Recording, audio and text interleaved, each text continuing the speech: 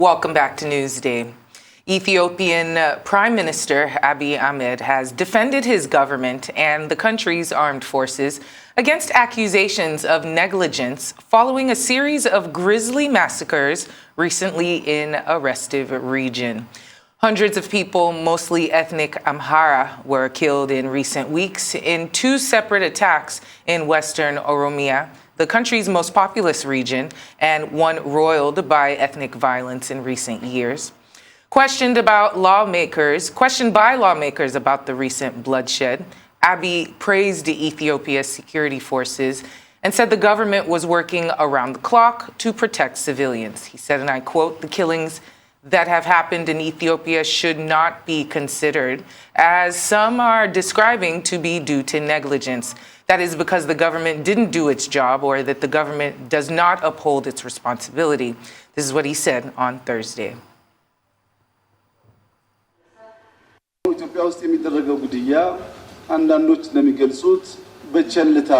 The killings that happened in Ethiopia should not be taken as not as some are describing as because of negligence, that it's because the government doesn't do its job, that government doesn't uphold its responsibility. The government is trying to protect its citizens' lives 24 hours round, and it's been able to save lots of lives, notwithstanding that there are our citizens that have died and disappeared. People who shed innocent blood, be it Shen, a nationalist organization in the Oromia region and Oromia zone in the Amhara region, addition, or other terrorists. If we continue to intensify our efforts in the way we have started, they will be eradicated. We cannot say we cannot allocate a budget because there is a problem in Tigray. The Constitution does not allow us to do that. We allocated a budget last year, but they did not use it. If things are solved, it will be returned. If not, it will be assessed by the House. The importance of democracy is being stressed as a way to bring an end to insecurity in West Africa and the Sahel. The United Nations Security Council says the threat of violence and insecurity continues to intensify and has expanded southwards into coastal countries. The U.S. says it is particularly concerned about human rights violations in Mali being carried out by government forces alongside Russia's Wagner Group. But efforts for upcoming elections in Algeria, Sierra Leone, and Liberia were praised as a way forward for democracy in the region. And Burkina Faso and Guinea-Bissau were encouraged to return to civilian rule to help defeat armed groups.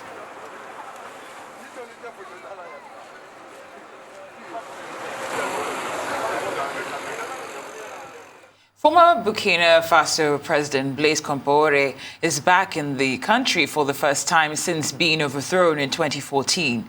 He's been living in exile in Ivory Coast, but has returned at the invitation of the military junta that's ruling Burkina Faso to take part in talks aimed at bringing an end to the country's political impasse. Mr. Compaoré returned to Burkina Faso despite having been convicted in absentia over the killing of the former president Thomas Sankara, for which he received a life sentence.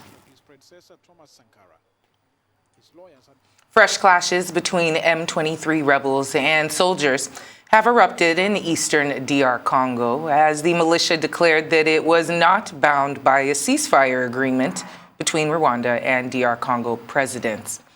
The M23s announced on Thursday that it is not bound by the ceasefire, came after clashes between its fighters and Congolese troops broke out in Rutshuru territory in Congo's eastern North Kivu province. M23 spokesman Willy Ngoma says the deal brokered between the Congolese and Rwandan presidents in Angola on Wednesday was irrelevant. The deal initially raised the prospect of a ceasefire between the M23 and the Congolese government. "We are Congolese, not Rwandan," he said. "If there's a ceasefire, it can only be between us and the Congolese government. Violence between the mostly Congolese Tutsi rebels and the DRC's army has flared in recent weeks.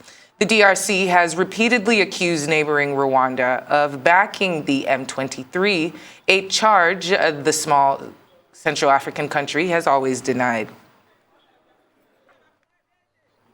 Nigeria's Senate has condemned Tuesday's attack on Kuje Custodial Center by the fighters of the Islamic State of West African Province, ISWAP.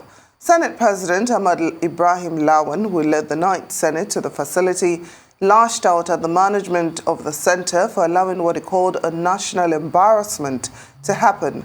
The Senate also expressed displeasure over non-resistance by the security operatives, given the high-profile criminals that were kept at the center. Reacting to questions from the Senate leadership, the Comptroller General of Nigerian Correctional Service, Haliru Nababa, said 51 security officers were available at the time but were overpowered by terrorists.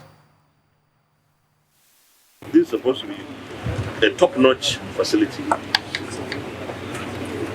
And therefore, there was no way you could detect anybody, but 300 people or so to track. That also tells us a lot. That nobody saw them coming here.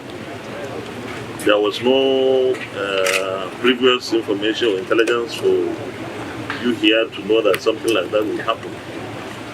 Or that the response was not timely, or maybe they were overwhelmed. So there are a lot of things, really. How is it possible that we will have this attack in the Federal Capital Territory, and they were able to gain access and leave without any heavy or serious resistance? I believe that the security agencies should put their heads together. Our various committees on security, intelligence, and even interior will be engaging very seriously. And also, how is it possible that this facility does not have a CCTV? If there were if there was going to be a riot here, at the end of the day, you might not even know what caused it, because you cannot review a camera or a CCTV to see the remote and immediate causes of certain problems in the facility. Now, the Benue State government is spearheading opposition to fresh attempts by the House of Representatives to reconsider the controversial Water Resources Bill, which was initially stepped down following a widespread outcry by a cross-section of Nigerians. The bill, which triggered controversy in the National Assembly between 2017 and 2020, was reintroduced by the chairman of the House Committee on Water Resources from Katsina State. However, many Nigerians interpreted the proposed law as a plot to grab the waterways and hand same to pastoralists. Joining us now to discuss the state government's objection to the Water Resources Bill is the Benue State Special Adviser, Terver Asake. Great to have you on Newsday. Thank you very much for having me. It's a pleasure. And let's begin. One of the things that seems to be the issues concerning this Water Resources Bill is that it appears to be in breach of the Land Use Act. Can you give us more insight on that? Absolutely. And that's why we are shocked that in a country where you have very, very knowledgeable people, Nigerians are very educated people, and then someone stands up one day and wants to force down the throats of 200 million Nigerians what is clearly an illegal process. We have the Land Use Act, which has vested powers over lands into governors of onto governors of those states.